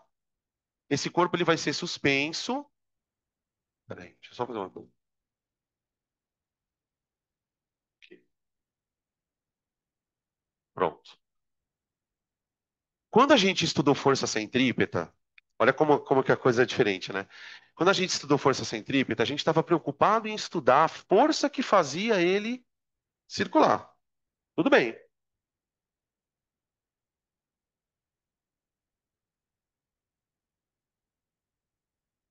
tá aqui. Meu Deus. Ó, compara o ponto mais alto do ponto mais baixo da trajetória.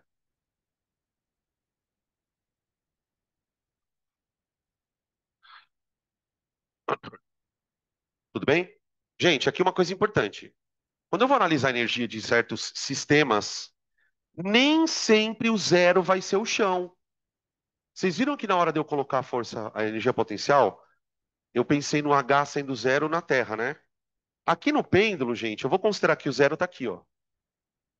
O zero, para mim, é o ponto mais baixo da trajetória. Então, ele tem uma altura H. Ó, altura H.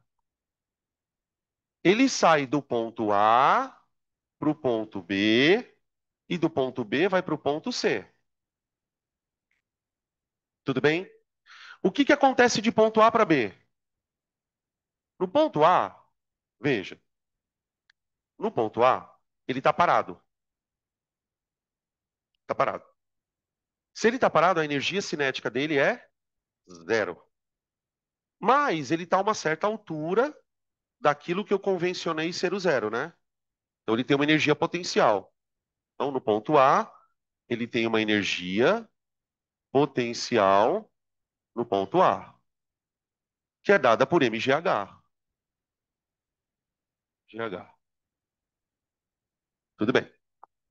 Agora vamos ver o que acontece de B até C. De B até C. De B até C, o que que acontece? Gente, ele está descendo. Mas se ele está descendo, tem alguém fazendo trabalho nele. Quem está fazendo trabalho nele? O peso. O peso. Exatamente. Em toda a trajetória dele, não importa se ele está aqui, se ele está aqui, o peso está puxando ele para baixo. Então, de B para C, o peso realiza trabalho maior que zero. Porque ele está a favor da trajetória, não está?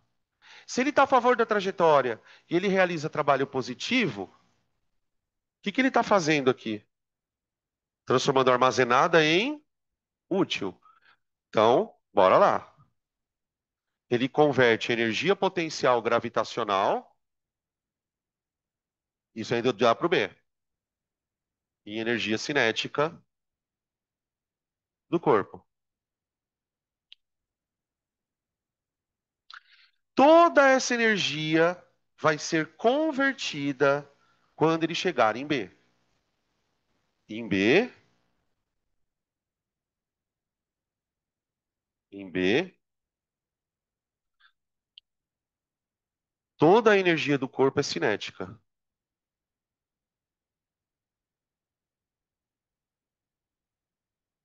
Ó, agora veja, se não tem atrito, você concorda que toda essa energia aqui, ó, se transformou nesta? Se não tem atrito. Então, a energia potencial no ponto A, ela vai ser igual à energia cinética no ponto B, tá? Ó. Ou, se você preferir, pensa o seguinte, ó. Quem era a energia mecânica no ponto A? Mecânica. Era só essa daqui. Quem era a energia mecânica no ponto B? Era só essa. Então, quando eu igualo a energia potencial em A com a energia cinética em B, eu estou dizendo o quê, na verdade? Que a energia do corpo se conservou. Não há perda de energia ali, tá? E de B para C, o que acontece?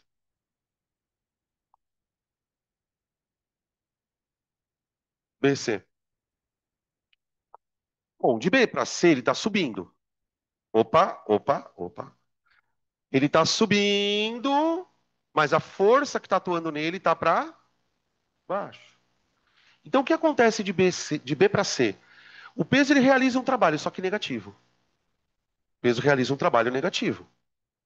O peso realiza trabalho negativo. E toda vez que a força está realizando o trabalho negativo, o que que ela está fazendo? Está fazendo energia ser armazenada. Ô, gente, o trabalho negativo, ele armazena energia na mecânica. Toda vez que eu quiser fazer energia a ser armazenada, eu tenho que fazer uma força fazer trabalho negativo. Isso é uma forma muito legal de você começar a enxergar várias outras coisas que vão aparecer aqui na nossa frente, tá? Aqui eu tenho um trabalho negativo. Então ele transforma energia cinética em B e em energia potencial no ponto C. Aqui. Oi, deixa eu ver. A para B.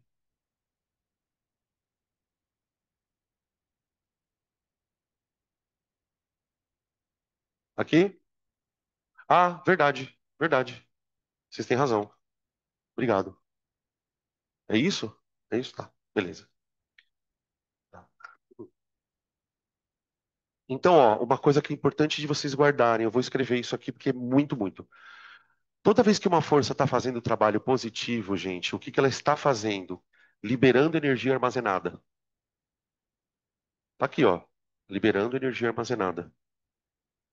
E toda vez que a força está fazendo trabalho negativo, o que que ela está fazendo? Armazenando energia de alguma maneira, tá? Então veja, o trabalho positivo pressupõe liberação de energia armazenada,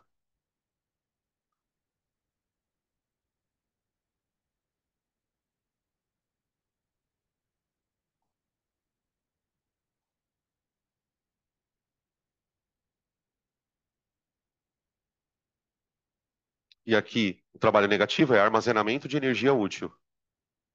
Armazenamento.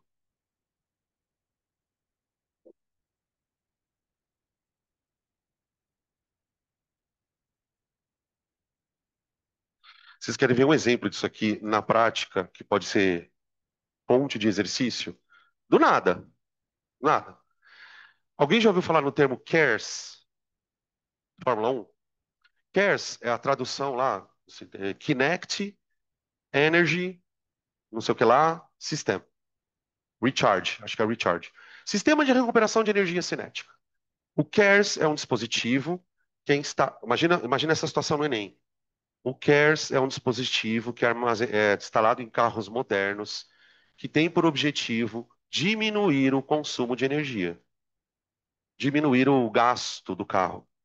Esse sistema, ele se aproveita da energia gerada durante a frenagem. Ele armazena a energia da frenagem. Como será que ele faz isso? Como será que um sistema pode armazenar energia da frenagem? Imagina que a roda está girando, não está? A roda estando girando, o que que ela tem? Energia cinética. Quando eu aperto o freio, o que que o freio faz na roda? Ele meio que aperta a roda, tá? Sabe quando você era pequeno, pequena, que você brincava no ventilador de fazer com a boca? Aquilo. Vocês enfiaram a boca já no ventilador? Não, já, né? Não? Ah, é muito louco.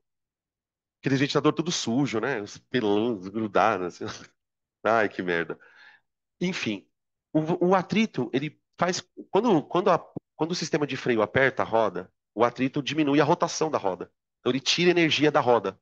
Só que isso faz. É um atrito, é uma energia perdida. Porque a roda esquenta, o sistema de freio esquenta, né? Imagina se lá tivesse um sistema que conseguisse converter esse tipo de movimento em energia elétrica. O sistema de Kers, ele pega a energia da roda e em cada roda você tem um gerador que tem uma bateria acoplada. Então, quando a roda está girando, aquele movimento do freio, da perda de rotação da roda, ele é convertido em energia elétrica. É uma forma de você fazer uma força de transformando energia útil em energia armazenada. Qualquer sistema de recuperação de movimento que hoje os carros mais modernos têm, geralmente é carro elétrico que tem isso, né?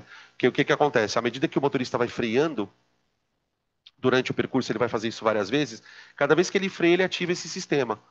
Esse sistema vai converter a energia da roda em energia elétrica armazenada ali por algum sistema X, tá? Isso é um sistema que armazena, tá? O motor é um sistema diferente. O motor é um sistema que gera movimento. Ele vai usar algum tipo de energia para gerar movimento, tá? Beleza?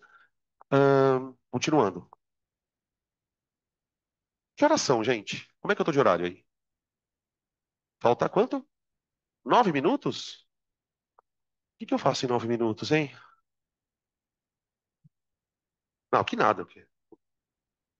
Nada, o quê? 9 minutos. Ah, puta, já sei. Tá faltando fechar com chave de ouro. Teorema da energia cinética.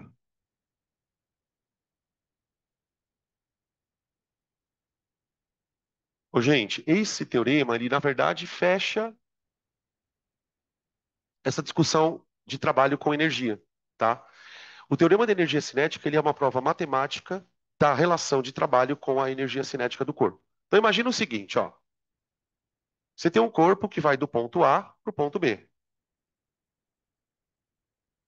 ok? E esse corpo, ele está com uma força resultante,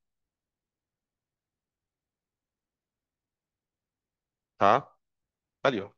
Para deixar a situação mais fácil, a gente está acabando já a aula, vamos imaginar que a força resultante estivesse na mesma direção e mesmo sentido do deslocamento, tá? Só para o cosseno ser um ali, pronto.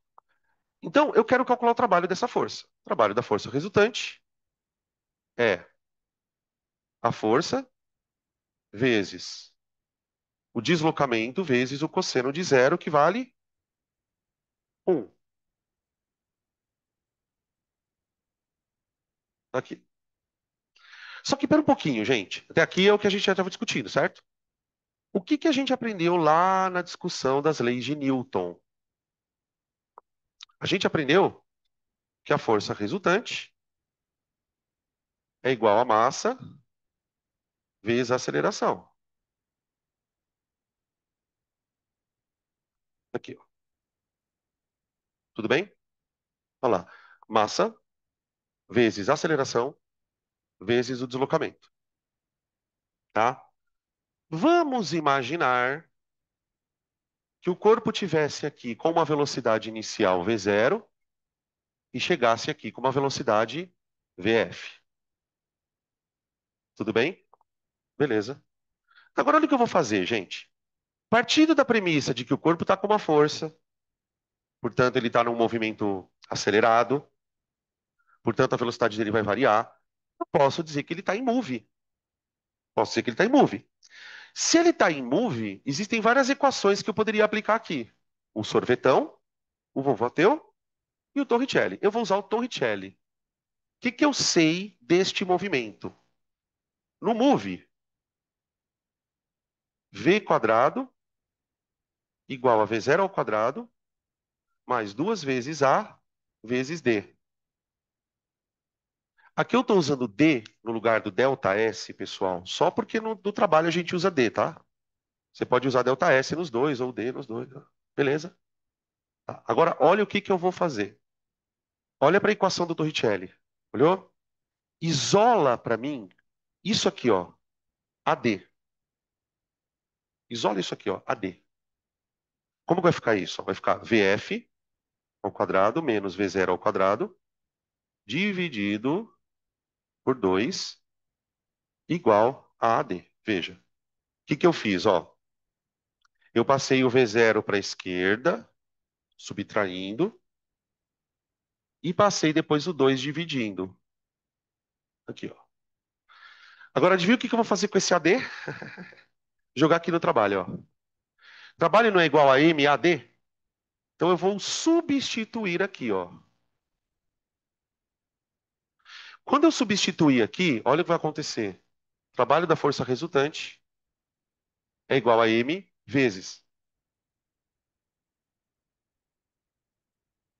Abre o parênteses. O que que você vai colocar no lugar do AD? Você vai colocar V final ao quadrado menos V zero ao quadrado dividido por 2. Aplica a distributiva aqui dentro. O trabalho da força resultante é igual a mv final ao quadrado sobre 2 menos mv zero ao quadrado sobre 2. Vê aí, ó.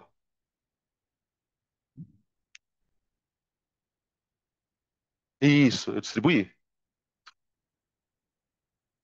Aí você fala, ah, mas por que que você distribuiu, Dan? Porque eu quero que faça aparecer energia cinética. Ô, gente, o que que é mv final ao quadrado dividido por 2? É a energia cinética do corpo aqui, ó, no ponto B.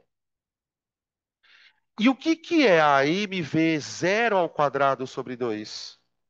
É a energia cinética no ponto A. Ou seja, eu posso dizer que o trabalho da força resultante é a energia cinética final menos a energia cinética inicial. Portanto, o trabalho é igual à variação da energia cinética. Tá aqui, tá? Então, o que que eu fiz? Ó, isso aqui é a energia cinética do corpo no fim, isso aqui é a energia cinética do corpo no começo. Então, o trabalho é a diferença dessas energias. Então, veja onde isso vai desembocar, né? Se um corpo ganhou energia cinética, a culpa é de quem? Do trabalho. Se um corpo perdeu energia cinética, a culpa é de quem? Do trabalho. Qualquer que seja. E se a energia cinética de um corpo não varia? Não tem trabalho. Deu para entender? Tá? É isso que a gente vai fazer na próxima aula. A gente vai partir dessas situações aqui. Eu ainda vou discutir mais isso aqui, tá? Mas por hoje deu. Já acho que deu esses 9 minutos. Tá bom? Perguntas até aqui, gente. Vamos tomar café? Ah, então vamos. Ui, voltamos em 30 minutos.